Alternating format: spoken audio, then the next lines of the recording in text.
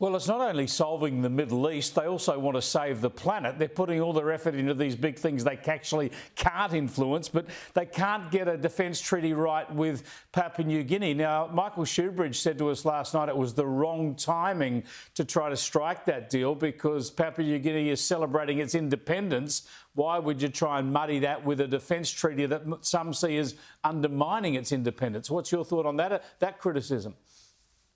Well, it's a good point. I'm not sure about undermining their independence, but you need to socialise that kind of dramatic treaty with the political class and with the elites in Papua New Guinea.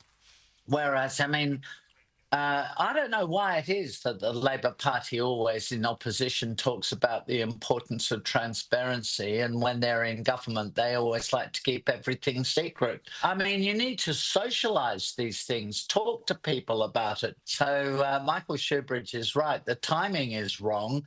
And no socialisation done at all. And they don't know the people well enough because they're concentrating on Palestine and, you know, changing the weather system. Here's what Anthony Albanese said about it in Papua New Guinea yesterday. Processes are important and sovereignty is important, and we respect it. And Papua New Guinea will go through its cabinet processes, but we have been agreed on the words in this treaty. And all along, the not-so-invisible hand of China might be playing around in this. But I've seen some political reporting and commentary that suggests this is a bit of a stumble, this is a hiccup. I mean, this is a massive embarrassment for Australia's diplomacy, surely. And when you look at what else has been going on when it comes to the Victorian Premier in China, Anthony Albanese's kowtowing to China, his difficulty in getting meetings with Donald Trump, how would you characterise the foreign policy success or otherwise of both Anthony Albanese and Penny Wong so far? Well, it's let's face it, first and foremost, it's chaotic. To have mishandled these relations with the Pacific is hugely embarrassing for Australia. This is a part of the world where we have not just a very heavy responsibility, but we have substantial soft and hard power.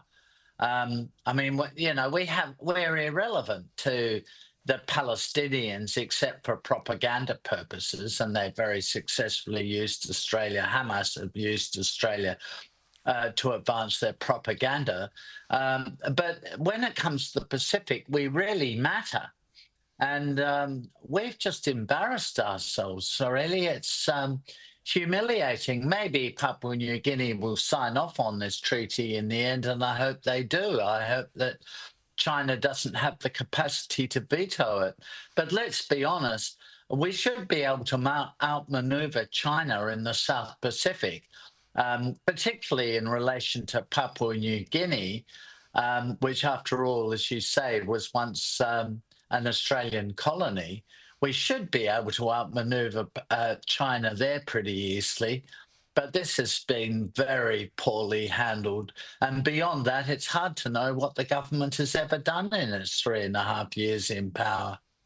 Let's go further afield and look at the pomp and circumstance that unfolded at Windsor Castle overnight. And Prince Charles, he's king now, of course, King Charles III. Had some good things. King. He is my He's king. Your king.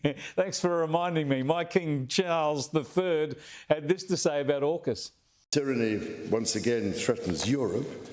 We and our allies stand together in support of Ukraine to deter aggression and secure peace. And our AUKUS submarine partnership with Australia sets the benchmark for innovative and vital collaboration. Well, Anthony Albanese hasn't been able to spruik AUKUS face-to-face with Donald Trump, so it was a good job the King did it. Well, he's our head of state, so he's more senior than Albanese, and he's done the right thing. But you know, seriously, he's done the right thing. Yep. It's tremendously helpful to us. Let's not underestimate this. It's tremendously helpful to us that the King should have made those remarks in front of President Trump. it makes it very, very difficult for President Trump to walk back from AUKUS. Not that I think for a moment he wants to. I don't think that's his intention. But in any case, the King having included that reference to AUKUS is hugely helpful to us, and much more important than anything Anthony Albanese has been able to do.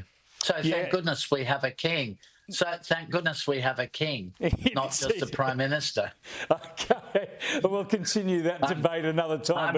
I'm winding you up. No, you are indeed. You are indeed. But on this occasion, our king has done a good thing for Australia. We'll see who he barracks for in the Ashes. Thanks for joining us, Alexander. A pleasure.